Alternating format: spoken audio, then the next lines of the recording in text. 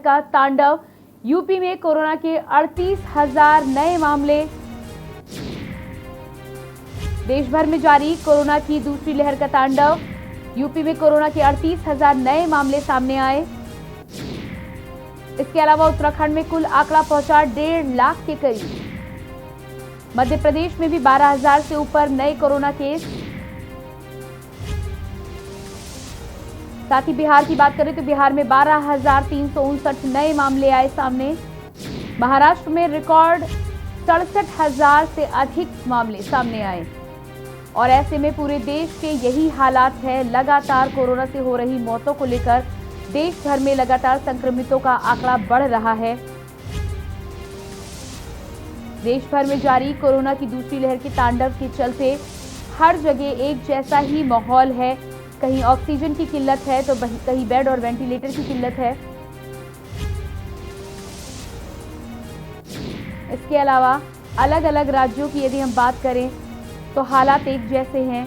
Oxygen की कमी, दवाइयों की कमी से पूरा देश एक साथ जूझ रहा है। संसाधनों की कमी, सुविधाओं की कमी के चलते मरीज को इस समय दर दर भटकना पड़ रहा है जरूरी दवाओं के लिए, ऑक्सीजन के लिए और साथ ही वेंटिलेटर के लिए। तस्वीरें भी आप देख पा रहे हैं। एक तरफ फ्रंटलाइन वर्कर्स लगातार अपने कर्तव्य को आगे रखकर कोरोना की इस लड़ाई में हमारे साथ हैं, तो दूसरी तरफ कहीं न कहीं संसाधनों की कमी का दंश पूरा देश झेल रहा है।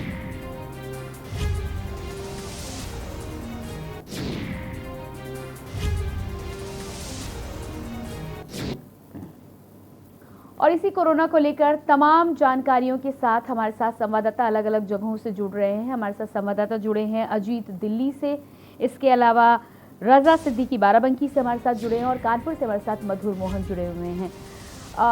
सबसे पहले अजीत, आपका रुख करेंगे। देश की राजधानी दिल्ली की यदि हम बात करें तो लगातार आंकड़ा बढ़ रहा है। तमाम जो सुविधाएं मुहैया कराई जा रही हैं, संसाधनों की कहीं ना कहीं कमी अभी भी खलती हुई नजर आ रही है। आज की यदि हम बात करें तो क्या है ताजा आंकड़ा देश की राजधानी का?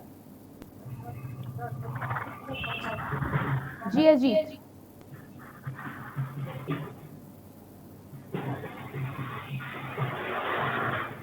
शायद अजीत से हमारा संपर्क नहीं हो पा रहा है। यहाँ पर कानपुर से मधुर मोहन भी हमारे साथ जुड़े हैं, उनसे संपर्क साधने की कोशिश करेंगे।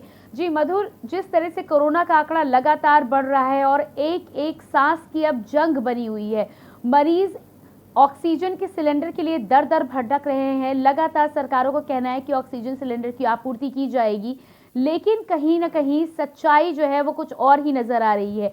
मरीज जगह जगह संपर्क करते हैं लेकिन एक ऑक्सीजन का सिलेंडर उन्हें उपलब्ध नहीं हो पा रहा है। क्या कहना है आपका? बिल्कुल, यदि हम कानपुर बात करें, कानपुर सबसे बड़ी जो अर्थव्यवस्था बिगड़ी है वो बिगड़ी है आपकी ऑक्सीजन की। ऑक्सीजन किसी भी मरीज को मुहैया नहीं हो पा रहा है और बेड की जो अस्पताल में लोग भर्ती होने आ रहे हैं उनको बेड मुहैया नहीं हो पा रहा है। कहीं ना कहीं सरकार तो दावे कर रही है कि हर जिले में हम लोग ऑक्सीजन पहुंचा रहे हैं, लेकिन यदि जमीनी हकीकत देखी जाए, अस्पताल के बाहर की भीड़ देखी जाए तो साफ पता चल रहा है कि ऑक्सीजन किसी को नहीं मिल पा रही है। यदि जिस हॉस्पिटल में यदि 40 मरीज भर्ती है तो उसमें तो 25 को ही मिल पा रही है ऑक्सीजन, और भी जो लोग 25 को भर्ती उनको नहीं मिल पा रही। तो कहीं ना कहीं सिर्फ सरकार तो दावे कर रही है, लेकिन नीचे बैठे जो अधिकारी है वो सिर्फ नाकामी दिखा रहे हैं और कुछ नहीं। यदि इसकी जमीनी हकीकत वाकई देखनी है तो आप हॉस्पिटल के बाहर की भीड़ से और शमशान घाट में शवों को देख कर लगाई जा सकती है कि प्रतिदिन मौतें हो रही है। यदि हम शमशान घाट की बात करें, शमशान घाट में प्रतिदिन 250 से 300 मौतें हो रही हैं। जी, आपके पास वापस लौट कर आएंगे। रजा सिद्दीकी भी हमारे साथ जुड़ चुके हैं। जी रजा, आपसे जानना चाहेंगे कि जिस तरह से कोरोना को लेकर आंकड़े लगातार बढ़ रहे हैं, मरीज दर दर भटक रहे हैं, ऑक्सीजन की कमी खास तौर पर यहाँ लोगों को खलती हुई नजर आ रही है, बेड और वेंटिलेटर की भी प्रॉपर व्यवस्था नहीं हो पा रही है। ऐसे में क्या हालात है वहाँ के, और ऑक्सीजन की यदि किसी को जरूरत है तो किस तरह मिल पा रही है? अगर हम बाराबंकी जिले की बात करें तो यहाँ पे स्थिति बहुत भयावह है। ऑक्सीजन बिल्कुल नहीं मिल पा रहा है, ऑक्सीजन की कमी है। ये प्लांट जो लगे हुए हैं, यहाँ पे 2 प्लांट हैं, दोनों प्लांट पे लिक्विड न पहुंच पाने के कारण बाराबंकी जिले में ऑक्सीजन के लिए दर दर मरीज भटक रहे हैं। अगर हम बात करें कि कोविड हॉस्पिटलों की, तो कोविड हॉस्पिटलों में भी पर्याप्त मात्रा में ऑक्सीजन नहीं मिल पा रही है और लोग इधर उधर ऑक्सीजन के लिए भटक रहे हैं, जिसके चलते बाराबंकी जिले की स्थिति बहुत भयावह है और मौत अधिक हो रही है। इसके लिए बाराबंकी जिला प्रशासन कुछ काम एक्टिव नहीं नजर आ रहा है, कुछ दिख नहीं रहा है कि जमीनी स्तर पे क्या काम हो रहा है। जी जी, इसके अलावा रजा ये भी माना जा रहा है कि कई बार ऑक्सीजन के सिलेंडर जो हैं उनको लोग होल्ड कर रहे हैं अपने घरों में।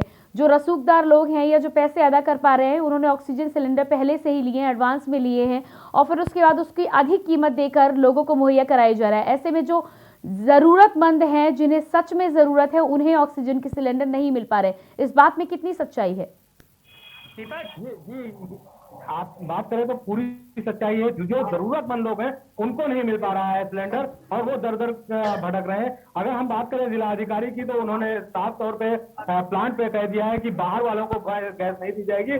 अगर जो जरूरतमंद है, अगर जिला अधिकारी को फोन करते हैं तो जिला अधिकारी का फोन नहीं उठता है, और इसके बाद एसडीएम को फोन करते हैं, उनका भी फोन नहीं उठता है। तो माना जाए कि कहीं ना कहीं जिला अधिकारी इस सब मामलों में अपनी गंभीरता नहीं दिखा रहे हैं और लापरवाही बरत रहे हैं। जी बिल्कुल, मधुर आपके पास आएंगे। मधुर, ऑक्सीजन सिलेंडर को लेकर जो मैंने जानकारी ली है, ये जानकारी कई जगहों से आ रही है कि कई लोग ऐसे हैं जो ऑक्सीजन सिलेंडर ले रहे हैं, उन्हें अपने घरों में होल्ड कर रहे हैं और उसके बाद अधिक दामों में उन्हें निकाल रहे हैं। तो एक तरह से ये कालाबाजारी की जा रही है, लेकिन इस पर किसी की नकेल कसने की कोई खबर कहीं से आ नहीं रही है। जी बिल्कुल, यदि हम कानपुर जिला अधिकारी बात करें, कानपुर सीओ बात करें, तो वो परमानेंट ने उन्होंने टीम बना रखी है कालाबाजारी रोकने के लिए। लेकिन सबसे बड़ी बात है जो क्या था उसमें आवाज दबाने में क्या जब करें कम करें, जो गरीब तबके का लोग है उनको मुहैया ऑक्सीजन नहीं हो पा रही, जिसके कारण कई मौतें हो रही है। लेकिन सरकार की तरफ से जो आदेश पारित हुआ है कि हर हॉस्पिटल में सिलेंडर होगा, जैसे बकौड़ा से भी एक सिलेंडर का जो आपका कैप्सूल आया कानपुर भेजा गया, कहीं ना कहीं सरकार की तरफ से सब दावे पूरे कर रही है, लेकिन नीचे तबके जो अधिकारी है वो दावे पूरे नहीं कर पा रहे और काला बाजारी को रोक नहीं पा रहे। छापेमारी करते हैं, सिलेंडर पकड़े जाते हैं, अस्पताल भेज दिए जाते हैं, लेकिन जो रसूखदार लोग अपने घर पर रखे हैं उनके लिए कहीं ना कहीं सरकार को भी यदि कहीं कोई सूचना मिलती है तो छोटे जो अधिकारी हैं वो उनको जाके छापेमारी करके कहीं निकाले। क्योंकि सबसे बड़ी डंप की सामने बात आ रही, कानपुर में सिलेंडर सबसे ज्यादा डंप किए जा रहे हैं, क्योंकि सिलेंडर आदमी ले तो जा रहा है लेकिन वापस करने नहीं आ रहा है। एक सिलेंडर कीमत 15,000 से 25,000 के बीच में जा रही है। आदमी रसूखदार है, वो खरीद रहा है, खरीद के डंप कर ले रहा है, फिर दोबारा खरीदा है, लेकिन गरीब तबके के लोग इसका नुकसान ले रहे हैं। जी बिल्कुल, दिल्ली से हमारे साथ अजीत भी जुड़ चुके हैं। जी अजीत, देश की राजधानी दिल्ली के यदि हाल की हम बात करें तो सबसे पहले तो आपसे जानना चाहेंगे कि क्या आज के हाल है। दूसरी बात ये कि आज हम सांसों पर संकट की बात कर रहे हैं, ऑक्सीजन की कमी पूरे देश में बनी हुई है और हर बड़े शहर से ये खबर आ रही है कि मरीजों को ऑक्सीजन नहीं मिल पा रही है। दिल्ली के क्या हाल है? ये बता दो, दिल्ली के हालात इस समय ठीक नहीं है, क्योंकि ऐसा कोई भी हॉस्पिटल नहीं है जहाँ पर पर्याप्त ऑक्सीजन की मात्रा है होगी वहाँ पर, क्योंकि हर एक हॉस्पिटल में ऑक्सीजन की कमी है और 1 या 2 घंटे की ऑक्सीजन ही उनके पास बची है। अभी कुछ दिन पहले एलएनजेपी से खबर आई थी कि सिर्फ उनके पास 2 घंटे की ऑक्सीजन बची हुई है। उसके बाद क्या कुछ कार्रवाई की जा रही है सरकार की तरफ से, ये साफ देखने को जाहिर है। रोडों पर, सड़कों पर लोग किस तरीके से ऑक्सीजन सिलेंडर लेके भाग रहे हैं इधर से उधर, और इतनी कालाबाजारी भी जोरों पर है। जो है जिंदगियों के साथ कालाबाजारी हो रही है। सरकार सियासत भी लगातार कर रही है, केंद्र सरकार राज्य सरकार दोनों एक दूसरे पर ठीकरा फोड़ रहे हैं, लेकिन डॉक्टर लगातार यही कह रहे हैं कि जो मरीज भर्ती है उसको नहीं पता कि राज्य सरकार ऑक्सीजन देगी या केंद्र सरकार, उसको ऑक्सीजन से मतलब है। किसी भी अस्पताल में पर्याप्त मात्रा में ऑक्सीजन मौजूद नहीं है, लोग मर रहे हैं लगातार, और आने वाले समय में स्थिति ऐसे ही खतरनाक होती जा रही है। जिस तरीके से देखा जाए, अगर ऑक्सीजन की जो है तुरंत कहीं ना कहीं से व्यवस्था नहीं की जाएगी तो आने वाले समय में स्थिति दिल्ली की और खराब होने वाली है। जी बिल्कुल, इसके अलावा अजीत, दिल्ली एनसीआर में खुद ऑक्सीजन के कई बड़े प्लांट हैं, तो क्या उनसे संपर्क नहीं साधा गया आपातकाल में आपूर्ति के लिए? दिल्ली एनसीआर के अंदर अभी दिल्ली के अंदर जो है राजधानी में ऑक्सीजन प्लांट पर्याप्त मात्रा में नहीं है, क्योंकि वहां पर ऑक्सीजन प्लांट थे जो कि पहले बंद हो चुके थे। कुछ हॉस्पिटलों के अंदर है जहां पर ऑक्सीजन उन हॉस्पिटलों को दी जा रही है, लेकिन साफ तौर पे यही है कि जितनी हॉस्पिटल में ऑक्सीजन की जरूरत है 7,000 मीट्रिक टन उन हॉस्पिटलों को नहीं मिल पा रहा है दिल्ली। जी बिल्कुल अजीत, आपके पास वापस लौट कर आएंगे। इसी बीच विजय यादव मेरठ से हमारे साथ जुड़ गए हैं। जी विजय, आपसे जानना चाहेंगे कि मेरठ में ऑक्सीजन सिलेंडर्स की यदि हम बात करें, आज हम सांसों पर संकट की बात कर रहे हैं, जिस तरह से मरीजों को दर दर भटकना पड़ रहा है। एक ऑक्सीजन सिलेंडर के लिए बहुत सारे ऐसे मरीज हैं जो क्रिटिकल हैं, जिन्हें ऑक्सीजन सिलेंडर की बेहद ज़रूरत है अपनी सांसों को बचाने के लिए, लेकिन वो ऑक्सीजन उन्हें नहीं मिल पा रही है। मेरठ में यदि ऑक्सीजन की बात करें तो क्या कुछ हालात हैं? देखिए, मैं आपको बताना चाहूंगा कि मेरठ में भी हालात पूरे देश की तरह जस के तस बने हुए हैं। यहाँ पर भी जो ऑक्सीजन की भारी डिमांड है, लेकिन जो आपूर्ति है वो पूरी नहीं हो पा रही है। लगातार अस्पताल में जो मरीज हैं वो ऑक्सीजन की मांग कर रहे हैं। बहुत से अस्पतालों में तो ऑक्सीजन ना होने के कारण हॉस्पिटल वालों ने साफ तौर पर कह दिया कि हमारे यहाँ ऑक्सीजन नहीं है, हम आपके पेशेंट को भर्ती नहीं करेंगे। इसलिए जो आम जनता है वो लगातार अपनी सांसों के लिए जो ऑक्सीजन ढूंढ रही है वो उसको मिलती नजर नहीं आ रही है। जी जी, इसके अलावा बहुत सारे ऐसे लखनऊ में भी यदि हम बात करें तो कल बोकारो से ऑक्सीजन एक्सप्रेस आई थी। माना ये जा रहा था कि ये एक्सप्रेस एक बार आ जाएगी तो लखनऊ समेत आसपास के जनपदों में इसकी आपूर्ति की जाएगी, लेकिन ऐसा कुछ हकीकत में नजर नहीं आ रहा। बिल्कुल, जिस तरीके से कहा गया था कि लखनऊ में जो ऑक्सीजन पहुंचने ही वाली है और आसपास के क्षेत्रों में यार उत्तर प्रदेश में पहुंचा दी जाएगी, लेकिन अभी कुछ ऐसा नजर नहीं आ रहा है। साफ तौर से जो ऑक्सीजन की किल्लत थी वो लगातार जस की तस बनी हुई है और जो आम जनता है और जो जिनके तीमारदार हैं उनको ऑक्सीजन के लिए भटकना पड़ रहा है। जी बिल्कुल। मधुर, एक बार फिर से आपका रुख करेंगे। जयवीर मावी गाजियाबाद से जब हम बात कर रहे थे तो उनके साथ ही साथ दिल्ली से हमारी बात हो रही थी। दिल्ली से हमारे संवाददाता ने बताया कि दिल्ली में अस्पतालों में कई ऐसे बेडों को खाली कराया गया है रसूखदार लोगों से जिन्हें ऑक्सीजन की ज़रूरत नहीं थी। ऐसे में अब उन 200-250 बेडों को खाली कराया गया और ये बेड अब उनके लिए उपलब्ध हैं जिन्हें वाकई में इस समय बेड और वेंटिलेटर की ज़रूरत है। तो क्या इस तरह की पहल यदि हर राज्य में की जाए, उत्तर प्रदेश में भी की जाए, तो हम उन लोगों को ऑक्सीजन मुहैया करा पाएंगे जिन्हें वाकई में ऑक्सीजन की ज़रूरत है? जी मधुर। जी हम बिल्कुल, ये कानपुर की बात करें, कानपुर में भी होना चाहिए, हर जिले में ये चीज होनी चाहिए, क्योंकि रसूखदार लोग अपना बेड बुक करवाएं, हल्की भी फिर प्रॉब्लम है तो वो भर्ती हैं, लेकिन जिनको वाकई जरूरत है यदि बेड की तो उनको बेड नहीं मिल पा रहा है। और रही बात ऑक्सीजन की, तो सरकार तो हर जगह ऑक्सीजन मुहैया करवा रही प्रदेश में और हर जगह हो रही। जैसे अभी कल बोकारो से आया था, कानपुर में एक जो आया है कैप्सूल वो कानपुर में दिया गया, लखनऊ बनारस में दिया गया। लेकिन सबसे बड़ी बात आ रही, जो लोग अपने घर पे डंप करके सिलेंडर रखे हैं, सिलेंडर नहीं मिल पा रहे हैं जिसके द्वारा लोगों को ऑक्सीजन पहुंच सके। और ये बात सही, कानपुर सीएमओ की बात करें, कानपुर सीएमओ भी आज लगातार छापेमारी करवा रहे हैं, कानपुर जिलाधिकारी भी छापेमारी करवा रहे हैं, लेकिन डंपिंग की बात करें तो लोग अपने घर में डंप करके बैठे हैं। यदि जैसे भी गाजियाबाद की बात हुई थी, वहाँ हॉस्पिटल के कुछ बेड खाली करवाए, वैसे यदि हर जिले में सीएमओ जिलाधिकारी ये चीज देखे कि जिसकी हल्की सी भी तबीयत खराब है वो जबरदस्ती भर्ती है, सिर्फ एक टेंशन मारे तो उसको वाकई निकाल के बाहर करना चाहिए और जिनको वाकई जरूरत है उनको बेड मुहैया करवाना चाहिए जिससे उनको ऑक्सीजन मिल सके।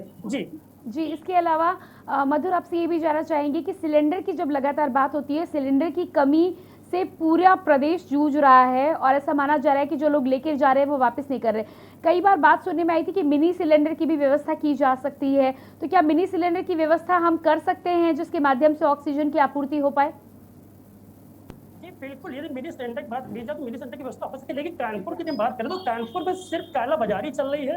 आप पंथी पावर प्लांट ले लीजिए, दादर पावर प्लांट ले लीजिए, आए दिन यहाँ छापेमारी होती है, सीएमओ अल्टीमेट भी देते हैं, लेकिन काला बाजारी और चूक नहीं कालाबाजारी करने में, जिससे प्रदेश सरकार भी साफ करना है कालाबाजारी रोका जाए, बना एनएसए की कार्रवाई की जाएगी। तो कहीं ना कहीं जो सिलेंडर की जो मात्रा है वो डंप की जा रही है, प्लस और कालाबाजारी से लोगों तक नहीं पहुंच पा रहा है। जी बिल्कुल। रजा, आपके पास आएंगे। यहाँ पर मधुर ने कालाबाजारी का जिक्र किया है। कालाबाजारी को लेकर आज कोर्ट का भी आदेश आया है कि यदि इस तरह का कोई व्यक्ति पाया जाएगा जो दवाइयों को होल्ड करता है, ऑक्सीजन को होल्ड करता है, तो उसे ऐसे समय में फांसी तक की सजा दी जा सकती है। तो ये आदेश तो बहुत सख्त आ गया है, लेकिन किस तरह से इस पर कार्रवाई की जा सकती है और किस तरह से एक डर लोगों में बनाया जा सकता है कि इस पैंडेमिक में कम से कम दलाली और कालाबाजारी को रोका जा सके? जी रजा। जी आपको ये बता दें कि ये है बाराबंकी जिले में स्थिति जो है वो कालाबाजारी की कम है, लेकिन जो घरों पे एडमिट है, जो घरों पे आइसोलेट है, जिनका घरों पे इलाज हो रहा है, उनको कम से कम यहाँ जिला प्रशासन ऑक्सीजन मुहैया कराए। कालाबाजारी करने वाले अगर 2 लोग हैं तो उनके पीछे 500 लोगों को जो ऑक्सीजन से लड़ रहे हैं, अपनी जिंदगी मौत से लड़ रहे हैं, जो घरों पे आइसोलेट है, क्योंकि यहाँ पे जो कोरोना हॉस्पिटल बनाए गए हैं उसमें पेशेंट को नहीं लिया जा रहा है। जो वो दर भटकने के बाद अपने घर पे आइसोलेट हो जाते हैं, उनको कम से कम ऑक्सीजन दिया जाए। कालाबाजारी की बात हो, कालाबाजारी 2% अगर हो रही है बाराबंकी जिले में, तो उसके लिए प्रशासन यहाँ का जिम्मेदार है, उस पर छापेमारी नहीं करवा रहा है। बात की जाए सीएमओ की, तो सीएमओ यहाँ पे फोन नहीं उठाते किसी का। जी बिल्कुल। विजय, आपका एक बार फिर से रुख करेंगे। विजय, इस पैंडेमिक में अब जो ज़रूरत है वो ज़रूरत ये है कि अस्थायी अस्पतालों का निर्माण कराया जाए, अधिक से अधिक बेडों की व्यवस्था की जाए, ताकि यदि संक्रमित आते हैं, उन्हें वाकई में ज़रूरत होती है तो उन्हें इलाज मुहैया कराया जाए। दिल्ली की यदि हम बात करें तो दिल्ली में क्या इस तरह के अस्थायी अस्पतालों के निर्माणों के लिए काम चल रहा है? जी विजय। देखिए, मैं आपको बताना चाहूंगा कि जो बात की जाए मेरठ की, तो मेरठ में लगातार जो बेडों की डिमांड है वो बढ़ती जा रही है। और तो और जो प्राइवेट अस्पताल थे उनके अंदर भी जो बेड है, क्योंकि जो प्राइवेट हॉस्पिटल हैं उन्होंने कोविड पेशेंट लेने बंद कर दिए हैं, तो इस तरीके से जो सरकारी अस्पताल हैं उनमें भी करीब करीब सभी बेड फुल पड़े हुए हैं और किसी भी तरीके से कोई पेशेंट के लिए जगह नहीं है। इसके लिए प्रशासन लगातार दबाव बना रहा है कि जो मरीज आए उन्हें भर्ती किया जाए। साफ तौर पर ये गाइडलाइन भी जारी कर दी गई है कि जो भी पेशेंट है वो सीएमओ के आदेश के बाद ही हॉस्पिटल में भर्ती हो पाएगा। जी बिल्कुल। इस जानकारी के लिए आपका बहुत बहुत शुक्रिया विजय। साथ ही मधुर, आपका भी बहुत बहुत शुक्रिया, और रजा, आपका भी बहुत बहुत शुक्रिया। लगातार आज हम बात कर रहे थे एक एक सांस की जंग को लेकर, और उसको लेकर अब बड़ी बात यही है कि सरकार और प्रशासन को अब ये देखना होगा कि किस तरह से ऑक्सीजन की आपूर्ति मरीजों को की जा सके, कि मरीज जो ऑक्सीजन वाकई में चाहते हैं वो उन्हें मिल सके। इसी बीच कानपुर से बड़ी खबर आ रही है। कानपुर से बड़ी खबर की हम बात कर रहे हैं। पत्रकार विजय तिवारी के रिश्तेदार का निधन। कानपुर से बड़ी खबर आपको बता रहे हैं। पत्रकार विजय तिवारी के ताऊ का निधन, कोरोना के चलते हुआ निधन। समय पर नहीं मिल सकी ऑक्सीजन। के न्यूज के सहयोगी हैं विजय तिवारी। बड़ी खबर आपको बता रहे हैं। कानपुर से बड़ी खबर बता रहे हैं। पत्रकार विजय तिवारी के ताऊ का निधन ऑक्सीजन की कमी के चलते हुआ है। कोरोना के चलते निधन हुआ है।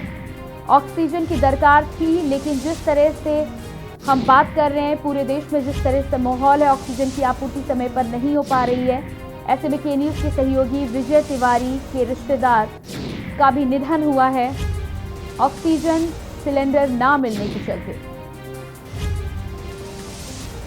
कोरोना पीड़ित थे, ऑक्सीजन की दरकार थी, एक ऑक्सीजन सिलेंडर की जरूरत थी, लेकिन दर दर भटकने के बावजूद भी एक ऑक्सीजन सिलेंडर का इंतजाम पूरे कानपुर में नहीं हो पाया, जिसके चलते आज के न्यूज के सहयोगी के रिश्तेदार की मौत हुई है।